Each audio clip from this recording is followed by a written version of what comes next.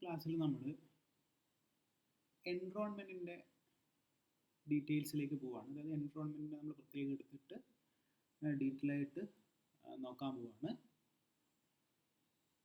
നമുക്ക് ബേസിക്കലി ഒരു ഏജൻറ്റിനെ സംബന്ധിച്ചിടത്തോളം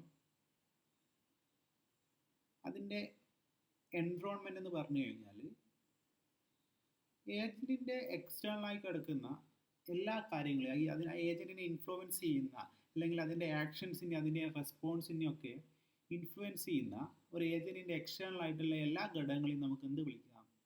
എൻറോൺമെൻറ്റ് എന്ന് വിളിക്കാം. ഈ എൻറോൺമെൻറ്റിനെ നമുക്ക് വളരെ ഫണ്ടമെൻ്റൽ ആയിട്ട് രണ്ടായിട്ട് ഡിവൈഡ് ചെയ്യാം. അതായത് രണ്ട് തരം എൻറോൺമെൻറ്റുകളാണ് പ്രധാനമായിട്ടുള്ളത്. അതിൽ ഒന്ന് എന്ന് പറഞ്ഞാൽ ഫിസിക്കൽ എൻറോൺമെൻറ്റും രണ്ടാമത്തത് വെർച്വൽ എൻറോൺമെൻറ്റ്. രണ്ട് ടൈപ്പ് ഓഫ് എൻറോൺമെൻറ്റ് വെരി ഫണ്ടമെൻ്റലി രണ്ടായി ക്ലാസിഫൈ ചെയ്യുന്നു. ഫിസിക്കൽ എൻറോൺമെൻറ്റും അതേപോലെ വെർച്വൽ എൻറോൺമെൻറ്റും. ഓക്കെ, ഇപ്പോൾ ഫിസിക്കൽ എൻറോൺമെൻറ്റ് എന്ന് പറഞ്ഞു കഴിഞ്ഞാൽ ഒന്നുമില്ല, നമ്മളെ വേൾഡിലുള്ള ഫിസിക്കൽ എക്സിസ്റ്റൻസ് ഉള്ള കാര്യങ്ങൾ. അതായത് ഇപ്പോൾ ഒരു എക്സാമ്പിൾ പറയുകയാണെങ്കിൽ ഇപ്പോൾ ഒരു സ്ട്രീറ്റ് എന്ന് പറയുന്നത് എന്താണ്? Is an example of physical environment. അല്ലെങ്കിൽ ഒരു ബിൽഡിംഗ് എന്ന് പറയുന്നത് എന്താണ്? ഒരു ഫിസിക്കൽ എൻറോൺമെൻ്റ് ആണ്. അല്ലെങ്കിൽ ഒരു weather condition is a physical environment. ഇനി വെർച്വൽ എൻറോൺമെൻറ്റ് എന്ന് പറഞ്ഞു കഴിഞ്ഞാൽ ഒരു എക്സാമ്പിൾ പറഞ്ഞാൽ ഇപ്പം ഓൺലൈൻ പ്ലാറ്റ്ഫോം. വെർച്വൽ എന്ന് പറഞ്ഞാൽ എന്താ? ശരിക്കും ഇല്ലാത്ത നമ്മളെ ഫിസിക്കൽ എക്സിസ്റ്റൻസ് ഇല്ലാത്തതല്ലേ. ഇപ്പോൾ ഓൺലൈൻ പ്ലാറ്റ്ഫോം, അതേപോലെ നമ്മുടെ സോഫ്റ്റ്വെയർ സിസ്റ്റം ഇതൊക്കെ എന്താണ്? വെർച്വൽ എൻറോൺമെൻറ്റിൻ്റെ ഉദാഹരണങ്ങളാണ്. അപ്പം എൻറോൺമെൻറ്റ് എന്ന് പറയുന്ന ഐഡിയ നമുക്കറിയാം. ഇപ്പോൾ എൻറോൺമെൻറ്റിനെ വെരി ബേസിക്കലി രണ്ടായി ഡിവൈഡ് ചെയ്യുന്നു. ഫിസിക്കൽ എൻറോൺമെൻറ്റും ഉണ്ട്, വെർച്വൽ എൻറോൺമെൻറ്റും ഉണ്ട്. ഇപ്പം കുറച്ച് എൻറോൺമെൻറ്റ് എക്സാമ്പിൾ ഞാൻ ജസ്റ്റ് ഒന്ന് പറയാം. നമ്മൾ ഓൾറെഡി പറഞ്ഞതാണ്. ഇപ്പോൾ ഒരു സെൽഫ് ഡ്രൈവിംഗ് കാറിനെ സംബന്ധിച്ചിടത്തോളം അതിൻ്റെ എൻറോൺമെൻറ്റിൻ്റെ അകത്ത് എന്തൊക്കെ കാര്യങ്ങൾ വരാം?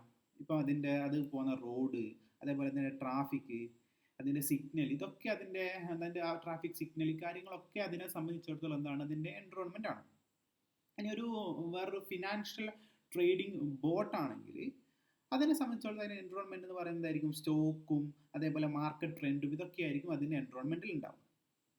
ഇനി ഒരു ചെസ് പ്ലേയിങ് പ്രോഗ്രാം ആണെങ്കിലോ അതിൻ്റെ എൻറോൺമെൻറ്റിൽ എന്തൊക്കെയുണ്ട്? ചെസ് ബോർഡും അതിൻ്റെ ഓപ്പണൻസ് മൂവിംഗ് ഒക്കെ ബേസ് ചെയ്തുകൊണ്ടായിരിക്കും നമ്മൾ അതിൻ്റെ എൻറോൺമെൻറ്റ് ഡിഫൈൻ ചെയ്യപ്പെടുന്നത്.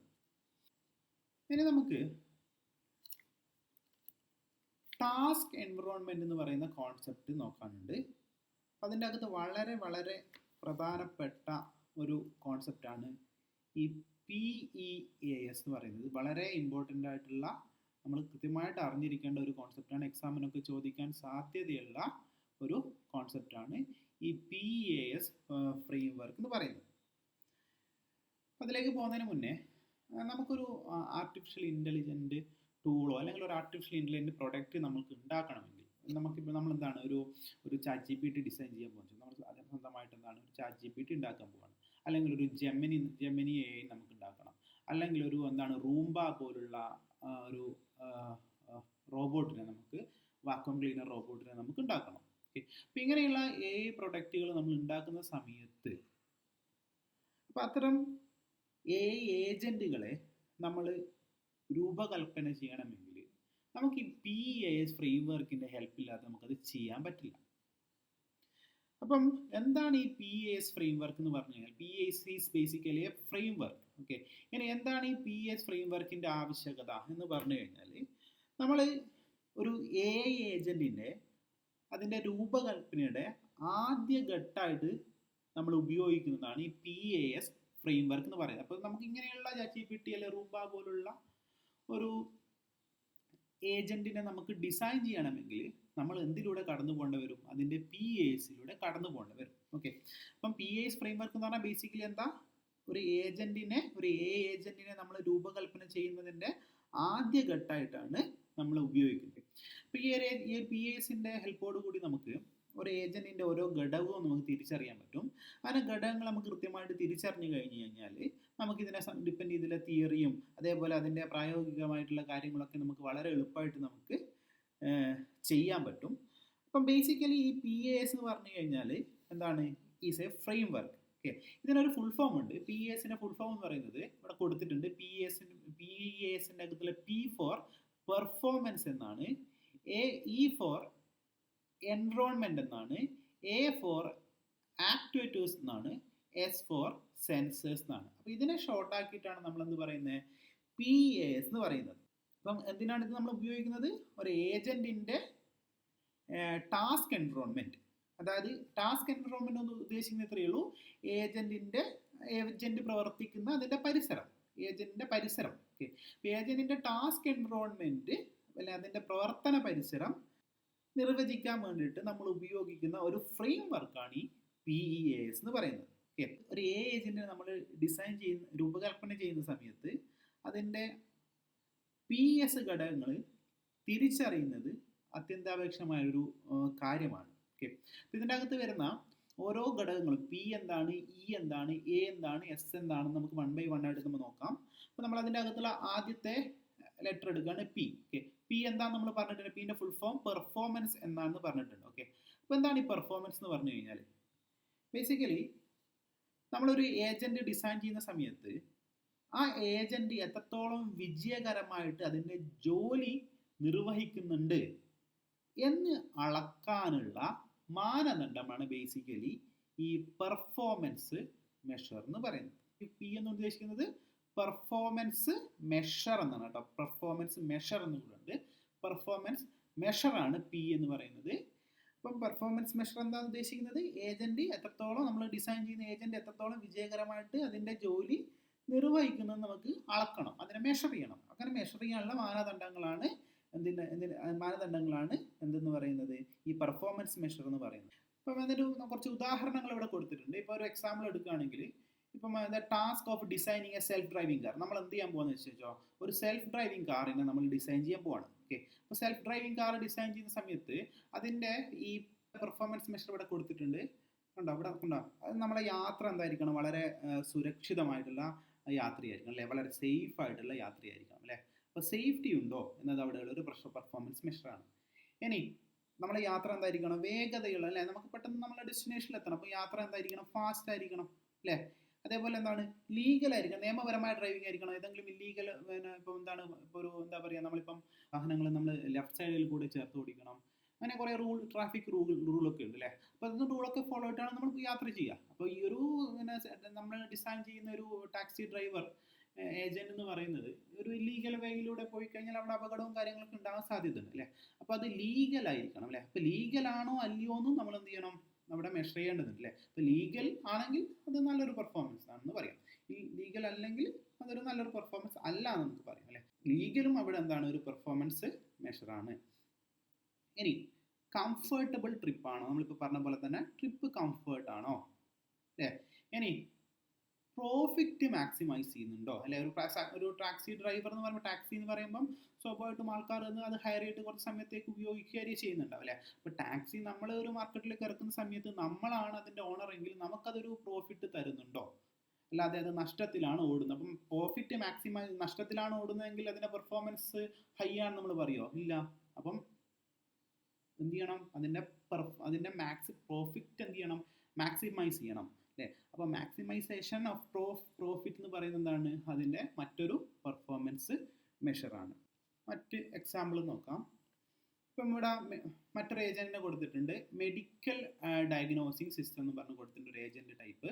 അതിൻ്റെ അകത്ത് പെർഫോമൻസ് മെഷർ പറയുന്നത് എന്താ, ഹെൽത്തി പേഷ്യൻറ്റ് അല്ലെ, റെഡ്യൂസ്ഡ് കോസ്റ്റ്, ഇതൊക്കെ എന്താണ് അവിടെ പെർഫോമൻസ് മെഷറായിട്ട് വരുന്നത്. ഒരു മെഡിക്കൽ ഡയഗ്നോസിക് സിസ്റ്റം എന്ന് പറയുന്ന ഏജന്റ് നമ്മൾ ഡിസൈൻ ചെയ്യുന്ന സമയത്ത് ഒരു പേഷ്യൻ്റ് എന്താണ്, ഹെൽത്തി ആയിരിക്കണം, അതേപോലെ കോസ്റ്റ് എന്തായിരിക്കണം, റെഡ്യൂസ്ഡ് ആയിരിക്കണം ഓക്കെ. ഇനി ഒരു പാർക്കിംഗ് റോബോട്ട് ഉണ്ടെന്ന് വെച്ചോ. അപ്പോൾ പാർക്കിംഗ് അല്ലെങ്കിൽ ഇവിടെ ഒരു സാറ്റലൈറ്റ് ഇമേജ് അനലൈസിങ് സിസ്റ്റം ഉണ്ടെന്ന് വെച്ചോ. അപ്പം ഇവിടെ എന്താ ഉദ്ദേശിക്കുന്നുണ്ട്, അതിൻ്റെ പെർഫോമൻസ് മെഷർ ചെയ്യുന്ന എന്തായിരിക്കും, നമ്മൾ ചിത്രങ്ങൾ അതെന്ത് ചെയ്യണം, കറക്റ്റായിട്ട് അല്ലേ, ചിത്രങ്ങൾ ശരിയായിട്ട് ക്ലാസിഫൈ ചെയ്യാൻ പറ്റണം, കാറ്റഗറൈസ് ചെയ്യാൻ പറ്റണം അല്ലേ. അപ്പോൾ അതങ്ങനെ അത് ചെയ്യുന്നുണ്ടെങ്കിൽ അതിന് നല്ല പെർഫോമൻസ് നമുക്ക് പറയാം അല്ലേ. അപ്പം സാറ്റലൈറ്റ് ഇമേജ് അനലൈസിങ് സിസ്റ്റം എന്ത് ചെയ്യണം, ഇമേജിനെ കൃത്യമായിട്ട് എന്ത് ചെയ്യണം, കാറ്റഗറൈസേഷൻ നടത്തണം. അപ്പം അതാണ് അതിൻ്റെ ഈ ഒരു പെർട്ടിക്കുലർ ഏജന്റിന്റെ പെർഫോമൻസ് മെഷർ എന്ന് പറയുന്നത്. ഇനി ഒരു പാർക്കിംഗ് റോബോട്ടിന്റെ കേസ് എടുത്തു കഴിഞ്ഞാൽ, ഒരു പാർക്കിംഗ് റോബോട്ട് കേസ് എടുത്തു കഴിഞ്ഞാൽ ശരിയായ ബിന്നിലേക്ക് അത് കൃത്യമായിട്ട് എന്ത് ചെയ്യുന്നത്, അതിൻ്റെ പാർട്സുകളൊക്കെ എടുത്തു വെക്കുന്നുണ്ടോ എന്ന് നോക്കിയിട്ടാണ് നമ്മൾ അതിൻ്റെ പെർഫോമൻസ് മെഷർ പറയുക. റിഫൈനറി കൺട്രോളറിൻ്റെ അകത്താണെങ്കിൽ നമ്മൾ ഉൽപ്പന്നത്തിൻ്റെ അതിൻ്റെ പ്യൂരിറ്റി, അതേപോലെ അതിൻ്റെ പിന്നെ സുരക്ഷ, അങ്ങനെയുള്ള കാര്യങ്ങളൊക്കെ ആയിരിക്കും അതിൻ്റെ പെർഫോമൻസ് മെഷർ എന്ന് പറയുന്നത്. ഇനി ഒരു ഇംഗ്ലീഷ് ട്യൂട്ടർ ഏജൻറ്റ്, ഇംഗ്ലീഷ് പഠിപ്പിച്ചു തരുന്ന English tutor, interactive English tutor agent ആണെങ്കിൽ അവിടെയുള്ള പെർഫോമൻസ് മെഷർ എന്തായിരിക്കും നമ്മൾ നോക്കുന്നത്? കുട്ടികളുടെ പരീക്ഷയുടെ ഫലം അല്ലേ, അത് എത്രത്തോളം ഉണ്ട് അല്ലേ, കുട്ടികളുടെ പരീക്ഷയ്ക്ക് നല്ല മാർക്കും കാര്യങ്ങളൊക്കെ ഉണ്ടെങ്കിൽ ആ ഇൻട്രാക്റ്റീവ് ഇംഗ്ലീഷ് ട്യൂട്ടർ എന്ന് പറയുന്നത് നല്ലൊരു ഏജൻ്റ് ആണ് എന്ന് നമുക്ക് അവിടെ പറയാൻ പറ്റും അല്ലേ. അപ്പം ഏജൻറ്റിൻ്റെ എന്താണ് അവിടെ വിലയിരുത്തപ്പെടുന്നത്? ഏജൻറ്റിൻ്റെ എത്രത്തോളം വിജയകരമായിട്ട് ഏജൻറ്റ് ജോലി നിർവഹിക്കുന്നതെന്ന് നമുക്ക് ഈ പെർഫോമൻസ് മെഷർ വെച്ചിട്ട് തീരുമാനിക്കാൻ പറ്റും. അത്രയും കാര്യങ്ങളാണ് പെർഫോമൻസ് മെഷറിൻ്റെ അകത്ത് പറയുന്നത്. അപ്പോൾ പെർഫോമൻസ് പറഞ്ഞാൽ ബേസിക്കലി ഒന്നുമില്ല, നമ്മളെ ഏജൻറ്റ് എത്രത്തോളം വിജയകരമായിട്ട് ജോലി നിർവഹിക്കുന്നുണ്ട് എന്ന് അളക്കാനുള്ള മാനദണ്ഡങ്ങൾ, ആ മാനദണ്ഡങ്ങളെയാണ് എന്ത് പറയുന്നത്, നമ്മൾ പെർഫോമൻസ് മെഷർ എന്ന് പറയുന്നത്. അപ്പോൾ ഓരോ പെർട്ടിക്കുലർ ഏജൻറ്റിനും വേണ്ട മാനദണ്ഡങ്ങളുടെ എക്സാമ്പിൾ ഇവിടെ കണ്ടോ, പെർഫോമൻസ് മെഷർ ചെയ്യാനുള്ള മാനദണ്ഡങ്ങളാണ് ഇവിടെ. സാറ്റലൈറ്റ്സിൻ്റെ അകത്ത് പെർഫോമൻസ് മെഷർ ചെയ്യാനുള്ള മാനദണ്ഡമാണെന്ത്, ഈ കറക്റ്റായിട്ട് ഇമേജ് കാറ്റഗറൈസ് ചെയ്യാൻ പറ്റുന്നുണ്ടോ. ഇനി പാർട്ട് പിക്കിങ്ങിൻ്റെ അകത്ത് കൃത്യമായി പാർട്ടുകൾ എന്ത് ചെയ്യാൻ പറ്റുന്നത്, കൃത്യമായിട്ട് ബിന്നുകളിലേക്ക് വെക്കാൻ പറ്റുന്നുണ്ടോ എന്നതാണ് അവിടെ മാനദണ്ഡമായിട്ട് എടുക്കുന്നത്. അപ്പം ആ മാനദണ്ഡങ്ങളെയാണ് നമ്മൾ ബേസിക്കലി എന്ന് പറയുന്നത് അതിൻ്റെ പെർഫോമൻസ് മെഷർ എന്ന് പറയുന്നത്. ഇനി നമുക്ക് രണ്ടാമത്തെ ലെറ്റർ, അതായത് PEASലെ രണ്ടാമത്തെ ലെറ്റർ, അത് എൻറോൾമെൻറ്റിനെയാണ് ഇൻഡിക്കേറ്റ് ചെയ്യുന്നത്. ഈ ഫോർ എൻറോൾമെൻറ്റ്.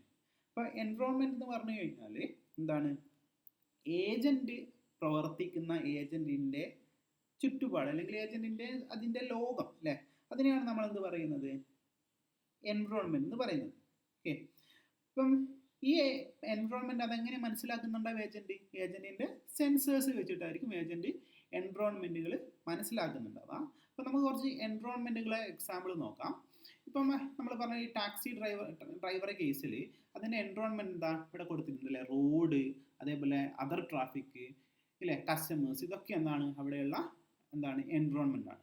ഓക്കെ, ഇപ്പം നമുക്ക് കൂടുതൽ എക്സാമ്പിൾ നേരത്തെ ടേബിളിൻ്റെ അകത്തേക്ക് തിരിച്ചു പോവാം. ഇപ്പം agent medical diagnostic system agent ആണെങ്കിൽ അതിനെ സംബന്ധിച്ചിടത്തോളം അതിന് എൻറോൾമെൻറ്റിൽ എന്തൊക്കെ ഉണ്ടാവാം, പേഷ്യൻസ് ഉണ്ടാവാം, ഹോസ്പിറ്റൽ ഉണ്ടാവാം, ഹോസ്പിറ്റലിലെ സ്റ്റാഫ്, ഇതൊക്കെ അതിൻ്റെ എൻറോൾമെൻറ്റിന് ഭാഗമാണ് അല്ലേ. ഇനി ഒരു സാറ്റലൈറ്റ് സിസ്റ്റത്തിൻ്റെ കേസിൽ എൻറോൾമെൻ്റ് അകത്ത് വരിക, ഡൗൺലിങ്ക് ഫ്രം ഓർബിറ്റിംഗ് സാറ്റലൈറ്റ്, അത് ഓർബിറ്റിലുള്ള സാറ്റലൈറ്റ് ഡൗൺലിങ്ക് എന്ന് പറയുന്നത് അതിൻ്റെ എൻറോൾമെൻ്റ് ആയിരിക്കും. ഇനി ഒരു പാർട്ട് പിക്കിംഗ് റോബോട്ടിൻ്റെ കേസിൽ അതിൻ്റെ എൻറോൾമെൻറ്റിൽ എന്തൊക്കെയാണ് വരിക, ഇപ്പോൾ കണ്ടെയ്നറുകളുമായിട്ടൊക്കെ കൂടിയിട്ടുള്ള കൂടിയുള്ള കൺവെയർ ബെൽറ്റൊക്കെ ആയിരിക്കും അതിൻ്റെ എൻറോൾമെൻ്റ് അകത്ത് വരുന്നുണ്ടാവുക. റിഫൈനറി കൺട്രോളറിൻ്റെ അകത്തോ അതിൻ്റെ റിഫൈനറി അതിൻ്റെ ഓപ്പറേറ്റർമാരൊക്കെയാണ് അതിൻ്റെ എൻറോൾമെൻറ്റിൻ്റെ അകത്ത് വരുന്നുണ്ടാവുക. ഇനി ഒരു ഇൻട്രാക്റ്റീവ് ട്യൂട്ടർ ആണ് നമ്മൾ ഏജൻ്റ് എങ്കിൽ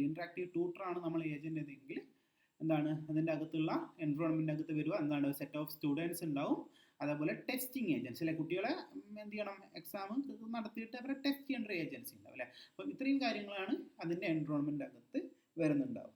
ഇനി നമുക്ക് നോക്കാനുള്ളത് നെക്സ്റ്റ് ലെറ്റർ ആക്ടുവേറ്റേഴ്സ്. അപ്പം ആക്ടുവേറ്റേഴ്സ് എന്ന് പറഞ്ഞു കഴിഞ്ഞാൽ നമ്മൾ കഴിഞ്ഞ ക്ലാസ്സിലൊക്കെ പറഞ്ഞിട്ടുണ്ട്, ഒരു ഏജൻറ്റ് അതിൻ്റെ പരിസരത്തിൽ പ്രവർത്തനം നടത്താൻ ഉപയോഗിക്കുന്ന ഉപകരണങ്ങളെയാണ് നമ്മൾ ബേസിക്കലി ആക്ടുവേറ്റേഴ്സ് പറയുന്നത് അല്ലേ. ആക്ടുവേറ്റേഴ്സ് നമ്മൾ പറഞ്ഞത് ഔട്ട്പുട്ട് ഡിവൈസ് എന്നാണെന്നൊക്കെ നമ്മൾ പറഞ്ഞു വെച്ചിട്ടുണ്ടായിരുന്നു അല്ലേ. അപ്പം ബേസിക്കലി ആക്ടുവേറ്റേഴ്സ് എന്ന് പറഞ്ഞു കഴിഞ്ഞാൽ എന്താ, ഒരു ഏജൻറ്റ് അതിൻ്റെ പരിസരത്തിൽ പ്രവർത്തനം നടത്താൻ ഉപയോഗിക്കുന്ന ഉപകരണങ്ങളാണ് ആക്ടുവേറ്റേഴ്സ് എന്ന് പറയുന്നത്. ഓക്കെ, അപ്പം ഒരു ഉദാഹരണം ഇവിടെ കൊടുത്ത് നമ്മൾ ടാക്സി ഡ്രൈവർ എക്സാമ്പിൾ തന്നെ എടുക്കാം. ടാക്സി ഡ്രൈവറെ കേസിൽ ആക്ടുവേറ്റേഴ്സ് എന്ന് പറയുന്നത് എന്തായിരിക്കും, steering, accelerator, brake, signal, horn, ഇതൊക്കെ അതിൻ്റെ ആക്ടുവേറ്റേഴ്സ് ആണ് അല്ലേ. ടാക്സി ഡ്രൈവറെ സംബന്ധിച്ച് ടാക്സി ഡ്രൈവർ ഒരു ഏജന്റ് ആണെങ്കിൽ അതിനെ സംബന്ധിച്ചോളം അത് അയാളെ സ്റ്റിയറിംഗ് ഉപയോഗിച്ചുകൊണ്ടാണ് എന്ത് ചെയ്യുന്നുണ്ടാവുക, അത് ഒരു ആക്ഷൻ ചെയ്യുന്നുണ്ടാവുക അല്ലേ. പ്രവർത്തനം നടത്താൻ ഉപയോഗിക്കുന്ന ഉപകരണങ്ങളാണ് അല്ലേ. അപ്പോൾ സ്റ്റിയറിംഗ് എന്ന് പറയുന്ന ഉപകരണം എന്ത് ചെയ്യുന്ന ഉപയോഗിക്കുന്ന, സ്റ്റിയറിംഗ് ഒരു ഡൈവേർട്ട് അല്ലേ, റോഡിൽ നിന്ന് മറ്റൊരു റോഡിലേക്ക് പോകാനോ അല്ലെങ്കിൽ സൈഡിലേക്ക് മാറാനൊക്കെയാണ് നമ്മൾ സ്റ്റിയറിംഗ് തിരിക്കുന്നുണ്ടാവും അല്ലേ. അപ്പോൾ സ്റ്റിയറിംഗ് ഉപയോഗിക്കുന്നുണ്ടാവും. അതുപോലെ സ്പീഡ് കൂട്ടാൻ വേണ്ടിയിട്ട് ഏത് ഉപകരണം, ആക്സിലേറ്റർ അല്ലേ. പിന്നെ നിർത്താൻ വേണ്ടിയിട്ട് ബ്രേക്ക് ഉപയോഗിക്കുന്നുണ്ടാവും. പിന്നെ സിഗ്നൽസ് ഉണ്ടാവും, സിഗ്നലുകൾ കൊടുക്കാൻ വേണ്ടിയിട്ട് സിഗ്നൽസ് ഉണ്ടാവും. പിന്നെ ഹോണുകൾ അടിക്കുന്നുണ്ടാവും, മുന്നിലത്തെ വാഹനങ്ങളൊക്കെ മാറിത്തരാനൊക്കെ വേണ്ടിയിട്ട് ഒരു ഹോൺ അടിക്കുന്നുണ്ട്. അപ്പോൾ ഹോൺ എന്ന് പറയുന്നത് അവിടെ ഒരു പ്രവർത്തനം നടത്താനുള്ള ഉപകരണമാണ്. പിന്നെ ഡിസ്പ്ലേ നമുക്ക് ഡിസ്പ്ലേയിൽ അത് കാണിച്ചു തരുന്നുണ്ടാവും. അപ്പോൾ അതും ഒരു പ്രവർത്തനം നടത്താനുള്ള ഉപകരണമാണ്. അപ്പോൾ ഒരു ടാക്സി ഡ്രൈവറെ സംബന്ധിച്ചുള്ള ഇത്രയും കാര്യങ്ങൾ എന്തായിട്ട് വരാം, ആക്ടിവേറ്റേഴ്സ് ആയിട്ട് വരാം. ഓക്കെ, ഇനി നമുക്ക് നേരത്തെ ടേബിൾ നോക്കാം, വലിയ ടേബിൾ നോക്കാം. ഒരു മെഡിക്കൽ ഡയഗ്നോസിസ് സിസ്റ്റം എന്ന് പറയുന്ന ഏജന്റ് എടുക്കുന്ന സമയത്ത് അതിനെ സംബന്ധിച്ചുള്ള അതിൻ്റെ ആക്ടിവേറ്റേഴ്സ് എന്ന് പറയുന്നതായിരിക്കും ഡിസ്പ്ലേ ഓഫ് ക്വസ്റ്റ്യൻസ് അല്ലേ. ഒരു കുറേ ക്വസ്റ്റ്യൻസുകൾ ആയിരിക്കും അതിൻ്റെ ആക്ടിവേറ്റേഴ്സ് സയൻസ് വരുന്നുണ്ടാവാം. അതേപോലെ ക്വസ്റ്റ്യൻസ്, ടെസ്റ്റ്, അതേപോലെ ഡയഗ്നോസിസുകൾ, ട്രീറ്റ്മെൻറ്റുകൾ അല്ലേ, അതേപോലെ റഫറൽസ്, ഇതൊക്കെയാണ് അതിൻ്റെ ആക്ടിവേറ്റേഴ്സ് ആയിട്ട് വരിക. ഇനി ഒരു സാറ്റലൈറ്റ് ഇമേജ് അനലൈസിങ് സിസ്റ്റത്തിൻ്റെ കേസിൽ എന്താണ് നമ്മൾ ഇത് ഉപയോഗിക്കുക എന്തിനാന്ന് പറഞ്ഞു അല്ലേ, ഇമേജിനെ ക്ലാസിഫൈ ചെയ്ത് വെച്ചിട്ടുണ്ടാവും അല്ലേ. അപ്പോൾ അങ്ങനെ ക്ലാസിഫൈ ചെയ്ത ഇമേജിനെ നമുക്ക് എന്ത് ചെയ്യണം, ക്ലാസിഫൈ ചെയ്ത വിവരങ്ങൾ കാണിക്കുന്ന ഒരു ഡിസ്പ്ലേ അല്ലേ. അപ്പോൾ അതായിരിക്കും അവിടുത്തെ activities. Display of sense categorization, അതായത് ക്ലാസിഫൈ ചെയ്ത വിവരങ്ങൾ കാണിക്കുന്ന ഒരു ഡിസ്പ്ലേ ആണ് ഒരു സാറ്റലൈറ്റ് ഇമേജ് അനലൈസിങ് സിസ്റ്റം എന്ന് പറയുന്ന ഏജന്റിനെ സംബന്ധിച്ചിടത്തോളം അതിൻ്റെ ആക്ടിവേറ്റേഴ്സ് ആയിട്ട് വരുന്നത്. ഇനി ഒരു റോബോട്ടിനെ സംബന്ധിച്ചിടത്തോളം, ഒരു റോബോട്ട് ആണെങ്കിലോ, റോബോട്ടിനെ സംബന്ധിച്ചിടത്തോളം എന്താണ് അതിൻ്റെ ജോയിൻ്റ് ഉള്ള ആം, കൈ, ഇതൊക്കെയായിരിക്കും അതിൻ്റെ ആക്ടിവേറ്റേഴ്സ് അല്ലേ. ഇനി ഒരു റിഫൈനറി കൺട്രോൾ സൈസിൽ അതിൻ്റെ വാൾവുകൾ, അതിൻ്റെ പമ്പുകൾ, ഹീറ്ററുകൾ, ഡിസ്പ്ലേ, ഇതൊക്കെ അതിൻ്റെ ആക്ടിവേറ്റേഴ്സ് ആയിട്ട് വരും. വാൾവ്, പമ്പ്, ഹീറ്റർ, ഡിസ്പ്ലേ ഒക്കെ അതിൻ്റെ ആക്ടിവേറ്റേഴ്സ് ആണ്. ഇനി ഇംഗ്ലീഷ് ട്യൂട്ടറുടെ കേസിലോ, ഇംഗ്ലീഷ് ട്യൂട്ടറുടെ കേസിൽ സ്ക്രീനിൽ എന്ത് ചെയ്യും, നമ്മൾ എക്സസൈസുകൾ, നിർദ്ദേശങ്ങളൊക്കെ കാണിക്കുന്നുണ്ടാവും അല്ലേ. ഇതാ ട്യൂട്ടർ, അപ്പോൾ നിർദ്ദേശങ്ങളൊക്കെ കൊടുക്കേണ്ടി വരും. അപ്പം നിർദ്ദേശങ്ങൾ കാണിക്കാൻ വേണ്ടിയിട്ട് എന്ത് വേണം, ഡിസ്പ്ലേ വേണം അല്ലേ. അപ്പോൾ ഡിസ്പ്ലേ ഓഫ് എന്താണ് അവിടെ സ്ക്രീന് വേണം അല്ലേ. Display of exercises, suggestion, corrections, ഇതൊക്കെയാണ്. ഇതൊക്കെ ഡിസ്പ്ലേ ചെയ്യാൻ വേണ്ടിയിട്ട് അവിടെ ബേസിക്കലി ഒരു ഡിസ്പ്ലേ വേണം. അപ്പോൾ അതും അവിടെ ഒരു ഇൻട്രാക്റ്റീവ് ഇംഗ്ലീഷ് ട്യൂട്ടറെ സംബന്ധിച്ചിടത്തോളം എന്തായിരിക്കും, ഒരു ആക്ടിവേറ്റേഴ്സ് ആയിട്ട് അവിടെ ആക്ട് ചെയ്യുന്നു. ഏജന്റിനെ ഡിസൈൻ ചെയ്യുന്ന സമയത്ത് നമ്മൾ ശ്രദ്ധിക്കേണ്ട കാര്യങ്ങളാണ് പറഞ്ഞുകൊണ്ടിരിക്കുന്നത്. പെർഫോമൻസ് ഉണ്ടാവണം എന്ന് പറഞ്ഞു. പെർഫോമൻസ് എന്ന് പറഞ്ഞാൽ അത് വിജയകരമായി ചെയ്തുകൊണ്ടിരിക്കുന്ന മാനദണ്ഡമെന്ന് പറഞ്ഞു. പിന്നെ അതിൻ്റെ എൻവറോൺമെൻറ്റ് നമ്മൾ പരിഗണിക്കണം ഡിസൈൻ ചെയ്യുന്ന സമയത്ത്. പിന്നെ എന്താണ്, നമ്മളതിൻ്റെ ആക്ടിവേറ്റേഴ്സ് എന്താണെന്ന്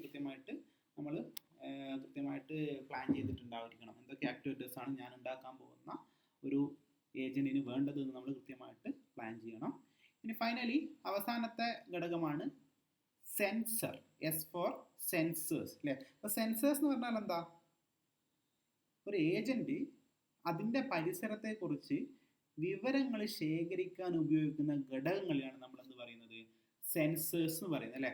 അതായത് നമ്മൾ ആക്ടിവേറ്റേഴ്സ് എന്ന് പറഞ്ഞ ഒരു ഔട്ട്പുട്ട് ഡിവൈസ് ആണെങ്കിൽ sensors is basically input device. Okay, ഒരു ടാക്സി ഡ്രൈവറെ കേസിൽ, ടാക്സി ഡ്രൈവിംഗ് ഏജന്റിന്റെ കേസിൽ അതിന്റെ സെൻസേഴ്സ് എന്ന് പറയുന്നത് എന്തൊക്കെയാവാം, ക്യാമറ അല്ലേ, ചുറ്റുമുള്ള ഒബ്സ്റ്റക്കിളും കാര്യങ്ങളൊക്കെ കണ്ടുപിടിക്കുക, മുന്നിലുള്ള വാഹനങ്ങൾ, ഇതൊക്കെ മനസ്സിലാക്കണം.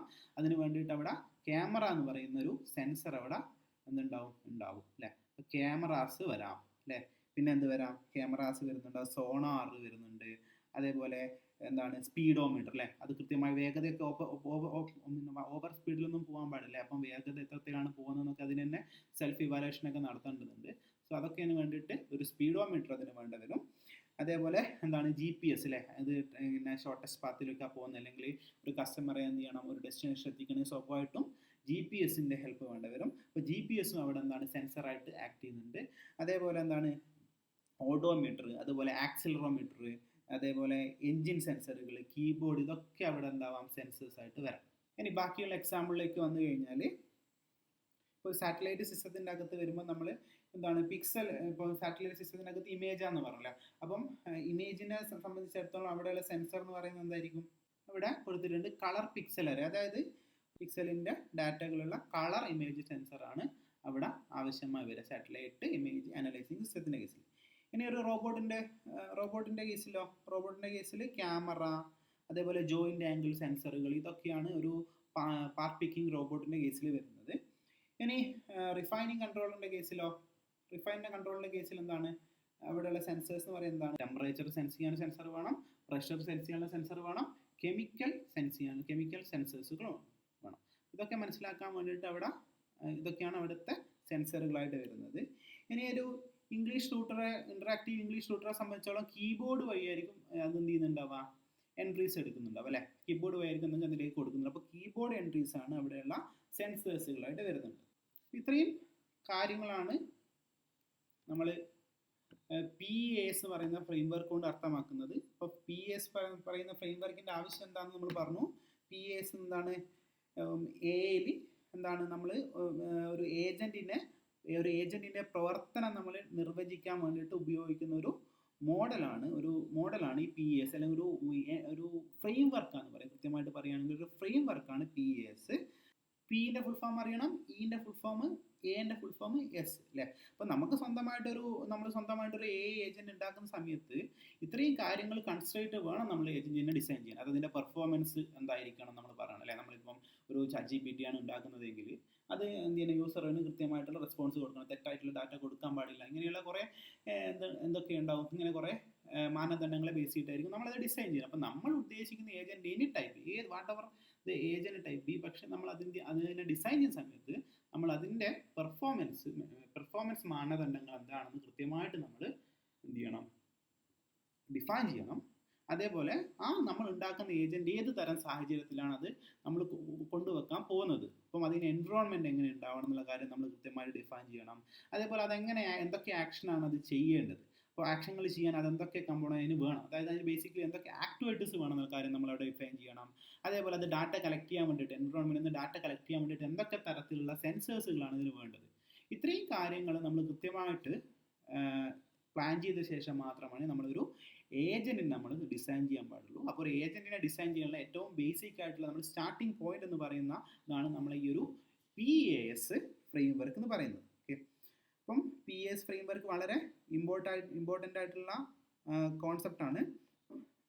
നമ്മൾ ഇതിനെന്തിനാ ഒരു ഏജന്റിന്റെ രൂപകൽപ്പനയുടെ ആദ്യ ഘട്ടമായിട്ടാണ് നമ്മൾ ഈ PAS ഉപയോഗിക്കുന്നത്.